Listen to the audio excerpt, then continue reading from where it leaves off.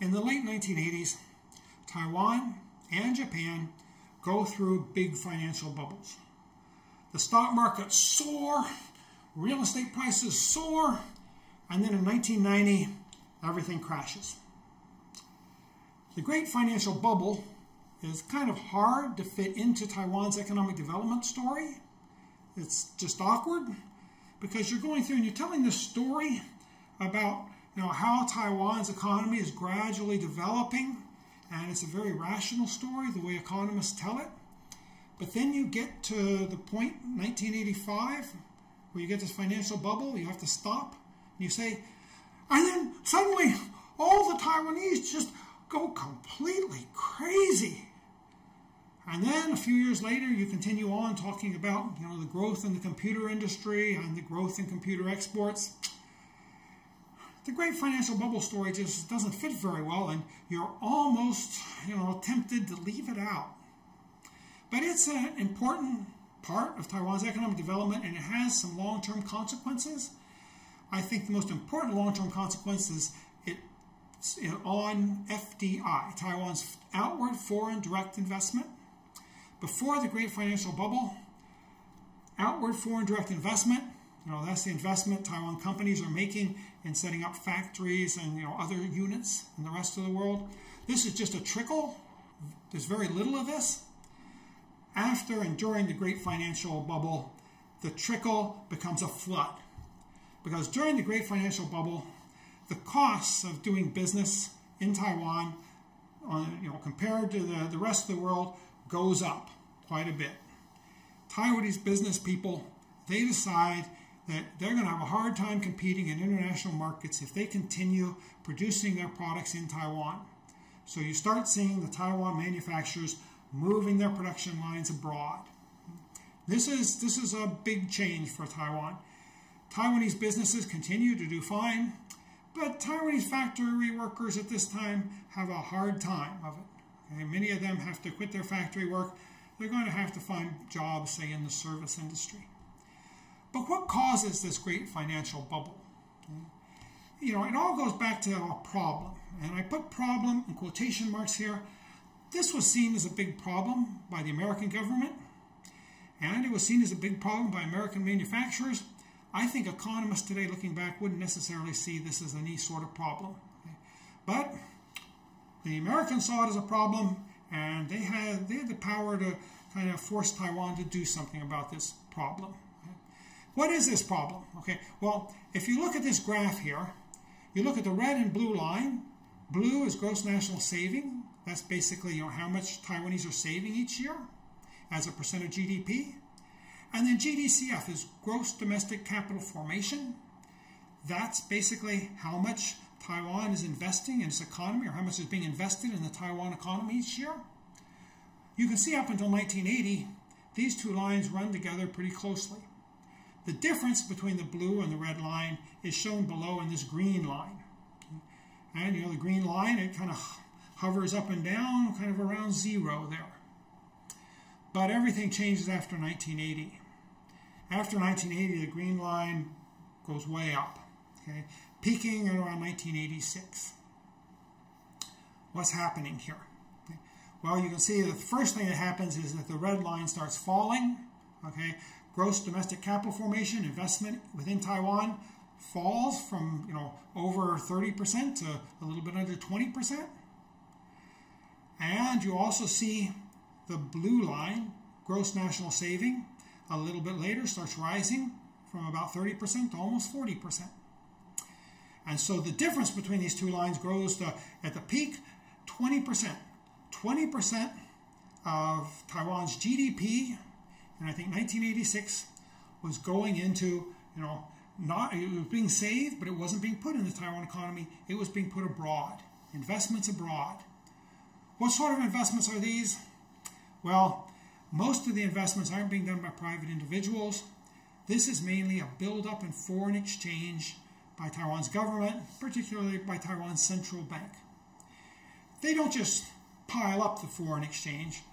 What you do if you want to hold a kind of a nest egg, a foreign exchange, you want to hold kind of a bunch of foreign exchanges back up. you usually put it into U.S. government bonds. U.S. government bonds are very liquid. You can turn it into foreign exchange very easily. So the Taiwan Central Bank was taking a lot of the U.S. dollars that Taiwan importers were earning, and they were taking those dollars and they were using them to invest in U.S. government bonds.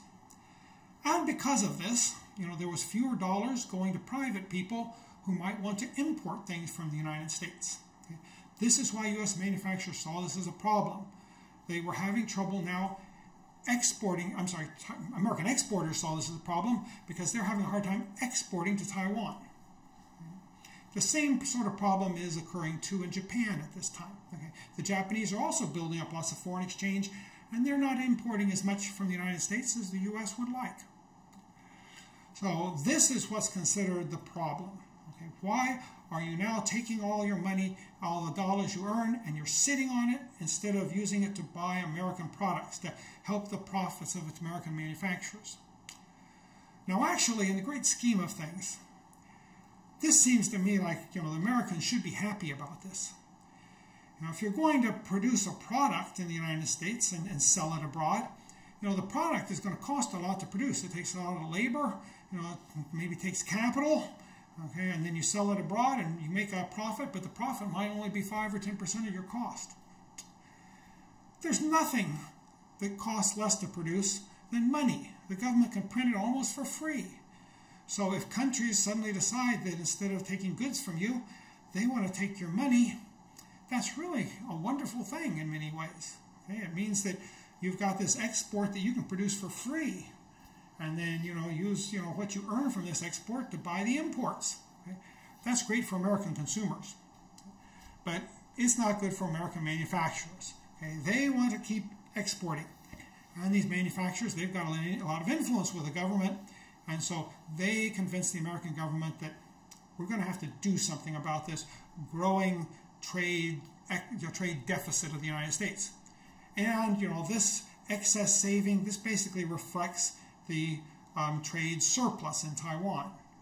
If you're exporting stuff and when you come back, you get the dollars back, instead of using the dollars to buy imports, the central bank is using them to invest abroad. Okay. What's going to happen is you have more exports than imports, and you're going to have a big trade surplus. And that's what the U.S. is complaining about. They're complaining about this trade surplus. So they call a meeting. And they say, if you're not going to do something about this big trade surplus, we are. We're going to start putting on, tariffs, and we're going to block your trade unless you take care of this problem yourself. Okay. They call in Taiwan and Japan, I think several other countries, for this discussion. Okay.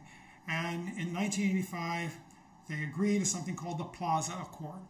And Taiwan basically agrees to appreciate their currency. Okay.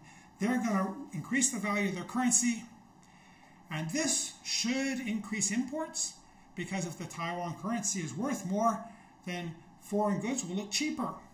And so instead of buying Taiwan goods, people will turn to start buying these foreign imports. That's the idea. Now, it doesn't really work that way, at least not that smoothly. Right? But before the Plaza Accords, Taiwan's currency took about 40 NT dollars to buy $1 US. Okay? That was the price of Taiwan's currency. And then, after you sign the Plaza Accords, within 2 years, the price of Taiwan's currency drops to the price of the currency doesn't drop. The price of the currency rises. And what happens then is that it only takes 28.5 NT dollars to buy $1 US. And this graph is confusing. It makes it look like something's dropping. What's dropping is the number of NT dollars it takes to buy $1 US.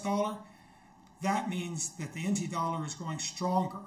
It's actually, getting more powerful, because now you don't need that many NT dollars to buy a US dollar. Before, if somebody wanted to buy a US good, something was imported to Taiwan and it cost $1 US to produce, they could probably buy it for about 40 NT dollars. But after the Plaza Accords, 2 years later, they're only going to have to spend about 28.5 NT dollars to buy this product, because the NT dollar is getting stronger. And the strengthening continues somewhat all the way into 1990. You get down to about 26 NT dollars to buy $1 US, And that's very strong. Now, you know, you only need 26 of these things because they're worth a lot more if you're going to buy the dollar. So that's what Taiwan decides to do. It says, we're going to appreciate our currency. What actually happens here is they're appreciating the currency over 2 years. It's being appreciated a little bit over 40%. That means that the appreciation is almost 20% per year. So if you just hold the Taiwan currency, its international buying power is going to increase 20% per year. That's, you know, that makes you want to hold the currency. Okay, that's a good deal. And Taiwan pretty much announces in advance that it will appreciate its currency by, I think, 40, 50%, something like that. And so people all know that this currency is going to appreciate. People all want a currency that's going to appreciate. Now here, the story of the bubble gets a little complicated. I mean, financial markets at this time are very imperfect. It's hard to move currency back and forth between different countries. Also within Taiwan, you know, the banking system is still pretty much nationalized. The banks are not profit maximizers really. The stock market is still something that very few people get involved with. Okay, so it's still something pretty foreign to most Taiwanese. Okay, so exactly how this appreciation creates the bubble, I think is still a little controversial, and we need more research on this. But you can imagine, if you know a currency is going to appreciate, there's going to be a growing demand for that currency. Everybody wants a currency that will appreciate. Now, nowadays what would happen is if the government came out there and announced that eventually that currency was going to appreciate 40%, people would just start buying it until the currency appreciated about 40%. You know, there would be a sudden jump in the currency's value. Taiwan didn't want to see a sudden jump in the currency's value. They wanted to gradually appreciate the currency. I don't think you could really do that in the markets as they exist today. It'd be hard, okay? But what they did is they expanded the supply of the currency to try to counter the increase in demand. So people say, we want more of the currency, and that's driving up the price. So the Taiwan government basically prints more money to put it out there, so to try to push down the price, because they don't want the price to rise too quickly. They say they don't want the price to rise quickly because there's a lot of Taiwanese making money off of exports. If these exporters face a sudden rise in the currency's price of 40%, their costs rise 40%, they won't be able to sell their goods. Okay, so the government says we're going to keep increasing the supply of this currency to make up for this increase of demand, at least, you know, partly, in order to keep the currency appreciating slowly. Well, what this does is it does decrease interest rates. Actually, you know, if you could hold a currency that you knew was going to appreciate 20% per year, you'd probably be willing to hold that currency even with a 0% interest rate. Okay, because, you know, a sure return of 20%, that's a good thing. Okay, I mean, you can't get that very often. Okay? But interest rates were positive during this time in Taiwan, although they did go down. Okay? Maybe one problem is that, you know, these financial markets aren't that well developed, and even though Taiwan's currency is going to rise in value, you know, about 40, 50%, 40%, I guess, compared to American currency, this doesn't necessarily guarantee that it's going to rise 40% compared to everything else. You know, this is going to have real effects. If you're in a perfect world, if the government appreciates as a currency 20%, you would just expect, you know, maybe prices to fall 20%. Maybe that would be accompanied by a deflation. But this is still a far from perfect world. So demand for currency goes up, supply of currency goes up. That means there's a lot of currency out there. Okay, so there's a bunch of currency. Interest rates are relatively low. There's a lot of money thus to go into other markets. Also, the fact that Taiwanese hold a lot of their wealth in the bank in terms of NT dollars, there's a wealth effect, okay, because now the currency gets to be worth a lot more. Okay, people know that their wealth is going to be growing in international terms. That also is going to have some effect. Okay, the Taiwanese know that they're living in a world where Taiwanese wealth is also going to be expanding greatly over the next couple of years. So what happens? Okay, well, you know, people all want money, but they don't just keep holding more and more money. They start using the money to do other things, and particularly, they don't increase their consumption that much, though there's some increase in consumption. We'll talk about that. The main thing they increase in their investment into the economy. You know, buying real estate, buying stock. Okay, because they see that this new wealth is going to be continuing. You're going to get greater and greater wealth, more and more money. So we better get into the stock market because that's probably going to grow. We better get into real estate because those prices are probably going to go up. Okay. So we get a boom. It's basically party time. Okay. In Taiwan, over 4 years, basically 1986, 87, 88, 89, okay, Taiwan stocks rise in value 12 times. Okay. This is huge growth in stocks and stock prices. Okay. So a lot of people are getting rich. Real estate rises in value, probably about 3 to 4 times. I don't think it's a very good index for this, but that's a good estimate. Okay. So that's also going up quite a bit. Everybody kind of goes crazy during this period because everybody is, you know, suddenly becoming so rich and they're making so money. And it seems like whatever you invest in, you know, the profits come rolling in. You can read about this in one English book. Okay, it's hard to find a lot on the Taiwan bubble. You can find a lot more out there on the Japanese bubble. But The Great Taiwan Bubble by Champion. Okay? It's not a real easy book to find, but it's out there. And he was a person who was basically running a mutual fund here in Taiwan for American investors. And so he watched it all happening, and you know, he fills a book full of amusing stories about how crazy people were at this time. He had a chauffeur that used to drive him around, but once the bubble gets going, the chauffeur makes lots of money. He quits. He ends up becoming a high roller, becomes very, very rich. So after the bubble ends, he comes back and takes back his job as a chauffeur. There's a lot of people that get rich quick, but then when the bubble pops, many of them get poor very quickly too. Okay, some basic numbers about this. You know, the rise in the stock market. We've already talked about the rise in the value 12 times over 4 years.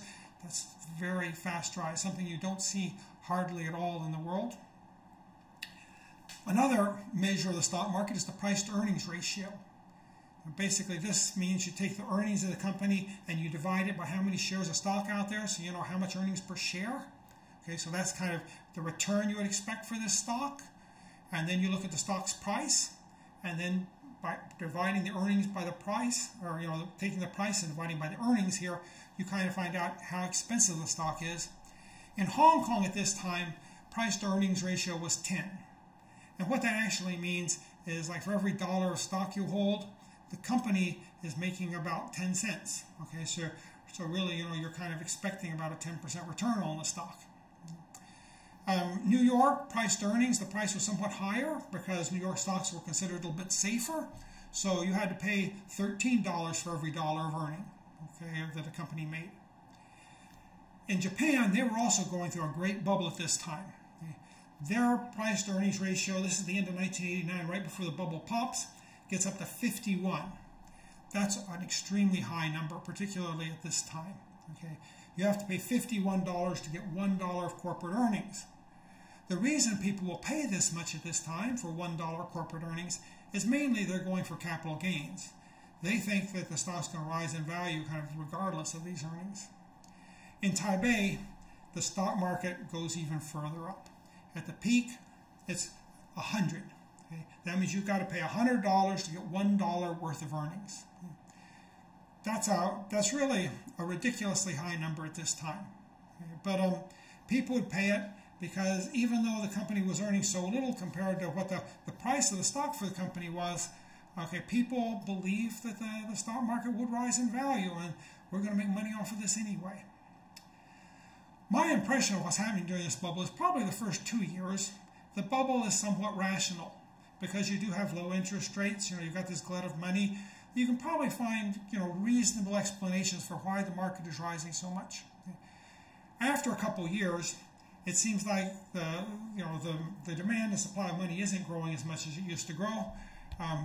Interest rates aren't falling that much anymore, and I think then it becomes kind of pretty irrational. Okay? Basically, people are getting into stocks not because of, you know, any glut of money or low interest rates. They're going into stocks just because they've seen them growing in value for so long, and they've seen so many people get rich off of stocks, they just can't resist the temptation to go in and try to get rich themselves. And they think, well, the last 2 years has been growing up spectacularly. I'll get in there, and I think there's a few years left of this, and I'm going to get rich too. You can look at trading value. Okay, how much of what's the value of stock being traded, and this is also pretty amazing. The Taipei market starts very small. Very few people are in the market. Most people in Taiwan in 1980 probably hardly know much about the stock market at all. Okay. By 1989, the volume of trade in Taipei stock market is as great as the volume of trade in Wall Street, in New York. Okay. I mean, of course, there's a lot bigger companies and more stocks being traded in New York, but in Taipei, the trading just goes on. Every day people buy, sell, buy, sell. Lots of this is day trading. Okay. 20% of all trades are one-day buy and sells, where somebody comes in, they buy a stock at that day, they watch it, and then if it rises, they sell it. And this is pretty impressive because the Taiwan stock market during this period is only open, I think, about 3 or 4 hours a day. Okay. So a lot of these trades are very, very short term. Okay. So the money's going in and out and in and out. Okay. In New York, more of the stuff is, you buy stock and you hold it for a while. Okay. People in Taiwan are not really holding stock. They buy and then they sell, and then maybe the next day, if they're feeling good, they'll buy again. Okay. 1 day of trade in 1989 was equal to the whole year of trade in 1985. So 1985, it's a pretty quiet market still. Okay. There's not many people interested in the stock market. You do a little trading, but nothing much. Okay, 1989, it's just gone crazy. Everybody in Taiwan is trading stocks. Okay, so what happens with this sort of effect? This sort of effect. Well, one thing is that almost everybody seems to have a stock market account. Okay, the number of stock market accounts is about equal to the number of households in Taiwan. It's not really true that every household was buying and selling stocks, because some people, some households would have a couple accounts or 3 accounts. Sometimes people would hold multiple accounts just to kind of, hide what they're doing. They don't want to make that so clear. Okay, but it does seem like maybe, almost the majority of households in Taiwan probably had somebody that was buying and selling stocks. Okay, and the stock market in Taiwan at this period was only open in the mornings. So during this stock market boom, if you went to offices in the morning, often you would walk in and there's nobody there. Even government offices, everybody was gone. Everybody was out there trading stocks and watching the stock market, trying to see what was happening. Okay, that was what was important. Okay, actually getting your work done in the morning, that wasn't important. I've heard a story that I was told about a student at this time who was in college. And they said that when the professor lectured them in class, he lectured during the morning, he always had earphones on because he was giving his lecture, but he was also listening to the stock market. He would listen, and there's kind of a radio broadcast of what's happening, and if he heard something interesting happening, he might tell the class, do problem 3 and do problem 4. I'll be back in a second. Okay, and he would run out to the public phone, because back then there wasn't cell phones, and he would call the broker and he would make a trade. Okay? And then he would come back and he would keep teaching. Okay? This time they start talking about, in Taiwanese, the vegetable basket tribe. Okay? This is the Cailanzu. Okay? That's the Chinese word for this. Okay? These people are people that, in the mornings, that's when the vegetable market's open. A lot of older people, maybe they're retired, they go out, they buy the fruits and vegetables for the meal. On the way back home, they stop off at the brokerage, and they sit there at the brokerage and they watch the stocks. And every once in a while, they go in and they place a bet, see if they're going to win or lose. Okay, and then maybe at the end of the day, they go and they sell what they bought. Okay? Maybe if they're adventurous, they might keep it overnight. Okay, but when you go to these brokerages, people looked at the stock market as kind of a cross between a horse race, maybe a soap opera. There's brokerages opened up everywhere. Nowadays in Taipei, you walk down the street, it seems like every place you go, you see a coffee shop. Maybe it seems like every block they got a convenience store. By 1990, it seemed like wherever you walked on the block, you were always in sight in Taipei of a brokerage. They sprouted up everywhere. Okay? These brokerages had multiple levels. If you walked down the street and you looked at a brokerage on the first floor, this is what you see. They would have chairs lined up, usually plastic chairs. It looked something like maybe a bus station. Okay? And then on the wall was TV monitors. All the TV monitors, were showing stock prices. And, the Sailanzu, the vegetable basket tribe, and other investors, they would come in, they would sit there, and they would watch the stocks go up and down, and try to decide what they were going to bet on. And you might hear a little commotion, and people would start pointing, and you'd look, and there's some stock people are interested in starting to go up, and then you see people kind of moving to the window to kind of buy the stock. Okay, and it was an adventure. It's something that everybody kind of built their day around. The brokerage is multi-level. Okay, this is the first floor. That's for the small investors, or actually the small-time gamblers. Okay? There's a rule in Taiwan where the government set how much the brokerage fee was going to be, and the government had a rule that when you had a transaction with a broker, the broker charged a certain percentage of the value of that transaction as his fee. That's not a very good rule.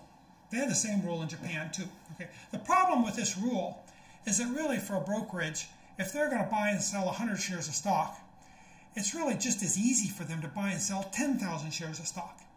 As long as you're not talking about a huge amount of stock that you're going to have to split up and find a bunch of different buyers for, it doesn't really matter the value of the exchange. There's kind of a fixed cost to how much it costs to exchange this stock. Okay. But in Taiwan, the government said, if somebody is going to do an exchange, is going to buy and sell stock that's like 10 times the value of someone else, he's going to have to pay a brokerage fee 10 times as much as the person who's doing the smaller transaction. For this reason, the brokerages, they just made a little bit of money off of these small people. They didn't really care so much about them. Okay? The people that were making the big bets, okay, they were the ones the brokerages made large sums of money on. They were making, each day they would do transactions that were 1,000 times as big as some of these people on the first floor. The brokerages were making 1,000 times more money on each transaction. Okay? So what they would do is they would have special suites on the second and third as you went up, okay, where the big rollers would be. And if you were really a big roller up on their top, there would be some sort of penthouse suite in many of these brokerages. It would look like, a 5-star hotel room. There would be a bar with a lot of, free, expensive wines that you could drink if you wanted. There would be, any sort of food you wanted. They would, you were treated like a king if you were one of their heavy, their big rollers. In Japan, they did things differently. In Japan, what the companies did, the brokerages, is they started offering the big rollers insurance, giving them guarantees that they wouldn't lose money. Okay? And they could do this because they were making so much money in transaction fees from these people. Then, when the market cratered, and many Japanese found out that these big gamblers, they had got their money back. Their money had come back from the brokerage, and us little people, we had lost our money. They really got angry about this. But it made sense for the brokerages to do this in Japan because, they were making so much money off of these big people. They had to give them something to attract them, to attract them in, or they would have gone someplace else. Same sort of thing in Taiwan, except, they do it by just treating you like royalty if you're one of these big investors. Okay? So everybody was getting into the stock market and watching the stocks and talking about the stocks, and that was what was going, about the one big thing that was going on in the economy at this time. There were still some serious people maybe going there trying to figure out how to make more efficient, produce computers a little more efficiently, but all you heard talk of seems to be what stock went up today and what stock went down today. Okay? And on that, usually the stocks went up. On average, stock prices were rising 8% per month. Okay? That's a huge rise. Okay? Because of this, some of the people that were maybe a little less into the gambling, okay, they decided to go play things safe. Okay? What they did is they started putting their money into informal banks they were often set up by gangsters. Okay?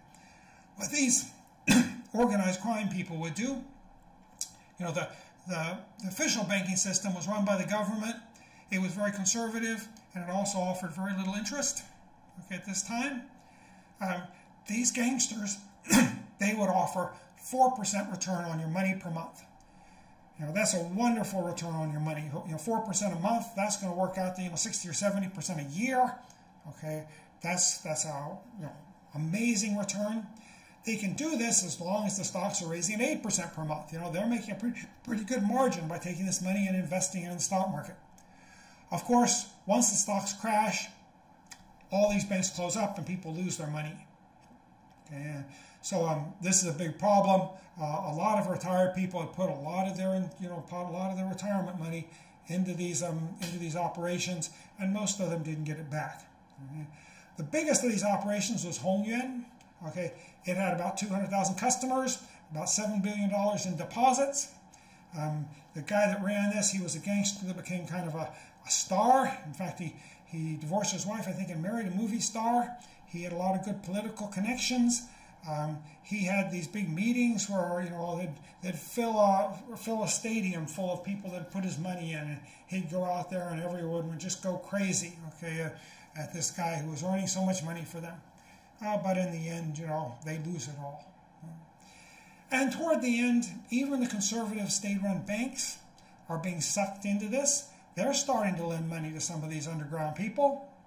And politicians are sucked in too. Okay, there's so much money here. Okay, politicians get involved, and there's this kind of a growing problem with corruption.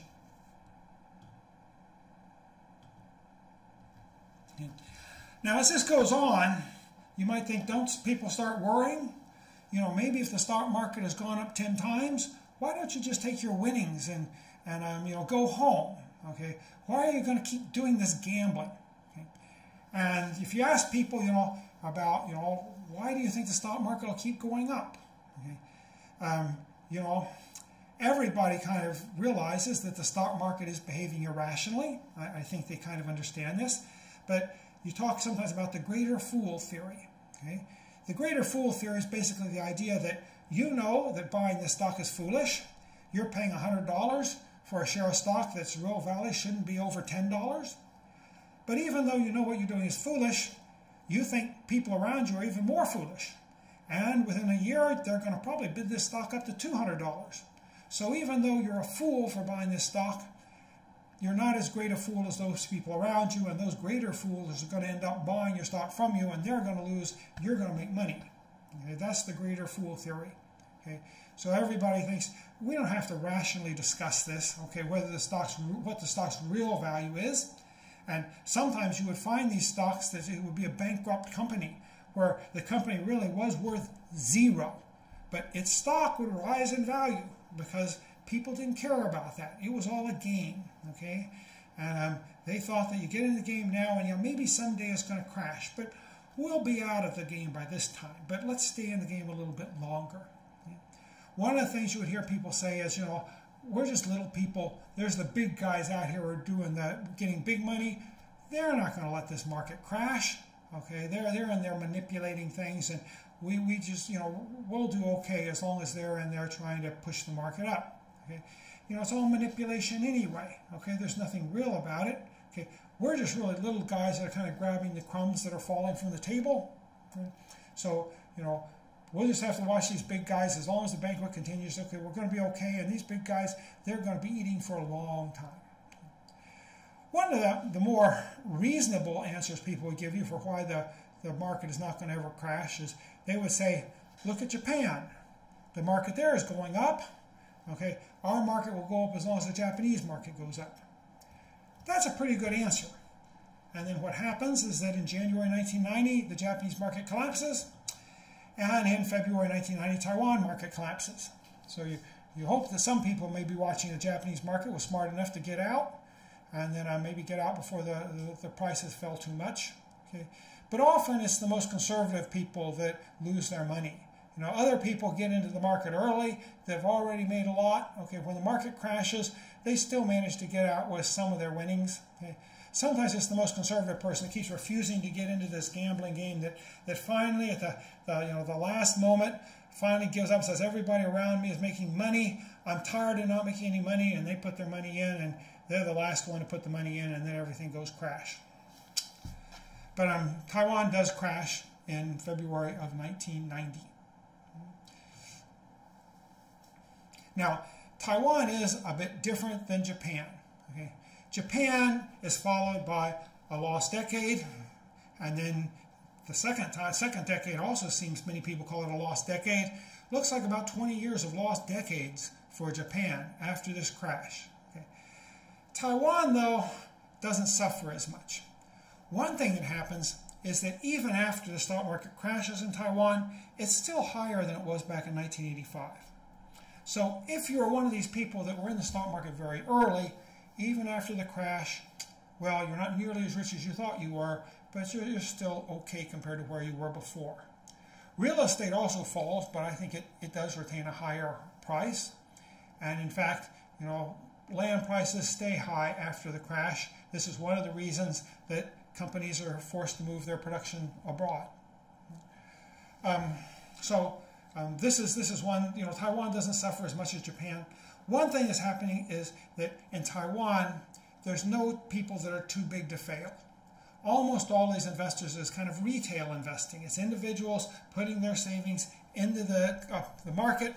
When the market crashes, they lose a big part of their saving. Okay, but in Japan, there was often these big corporations that were gambling.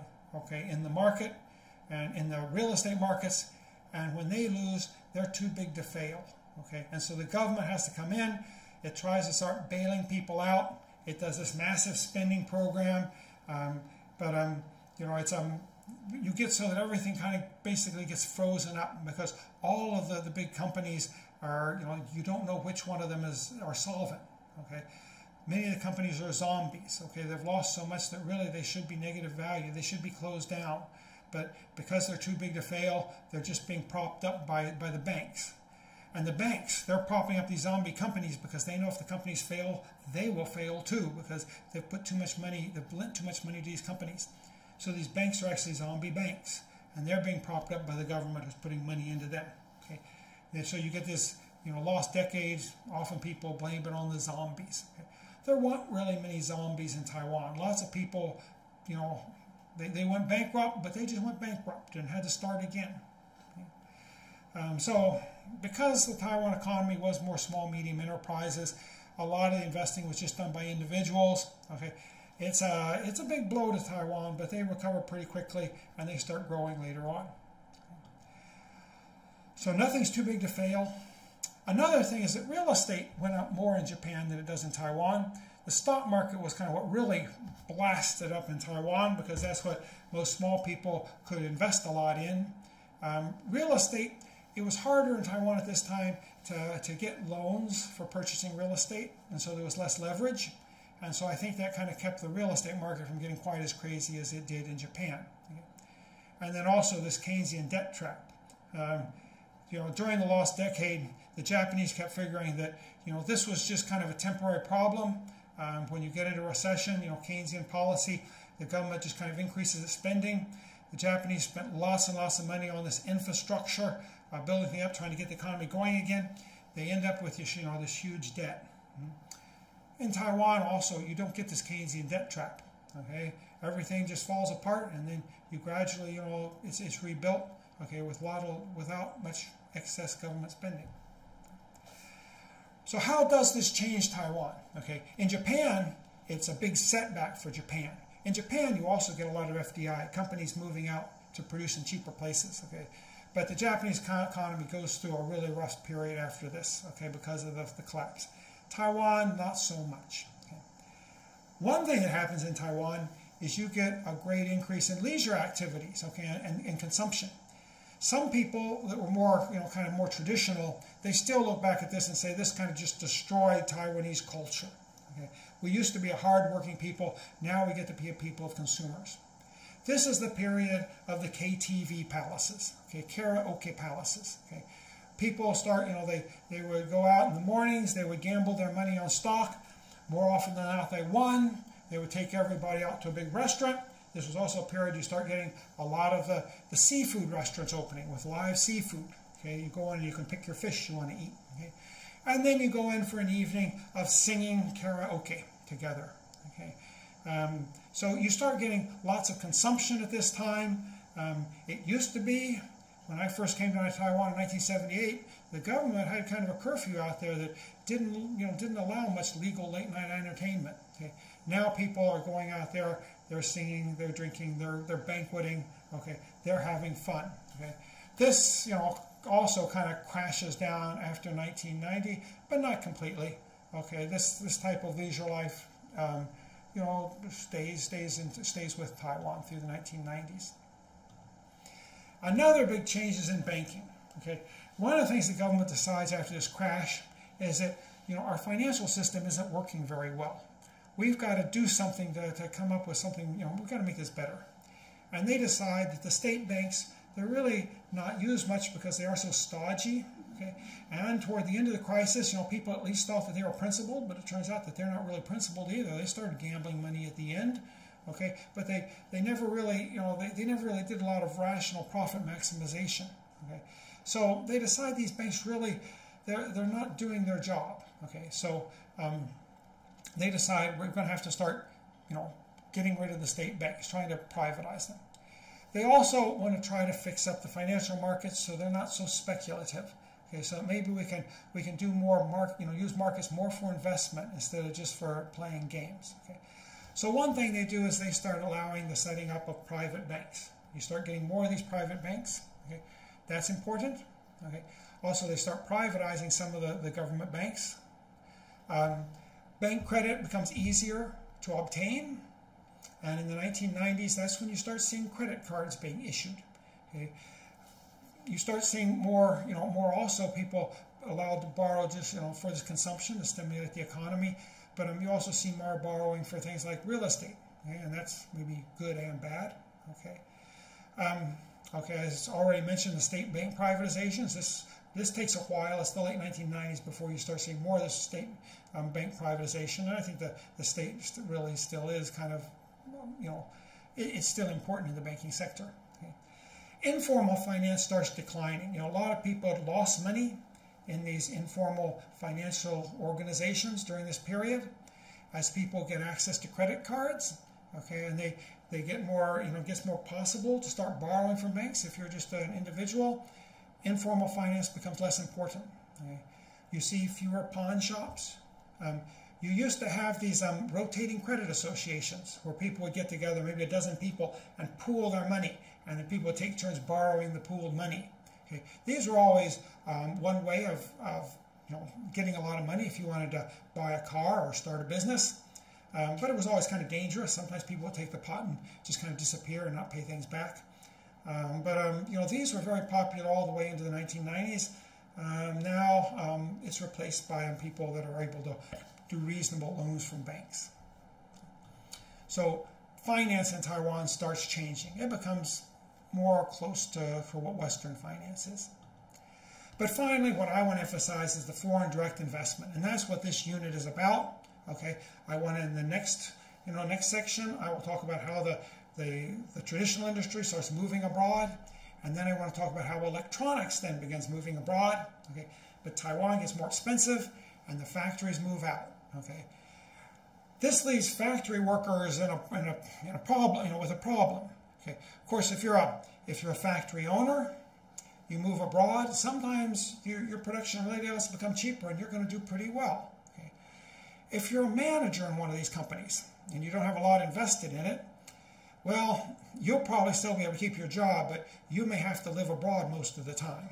A lot of families end up with a husband maybe living over in China, mainland China, or maybe in Southeast Asia, and the family here in Taiwan, just coming back. The husband gets to come back and visit every once in a while. Okay.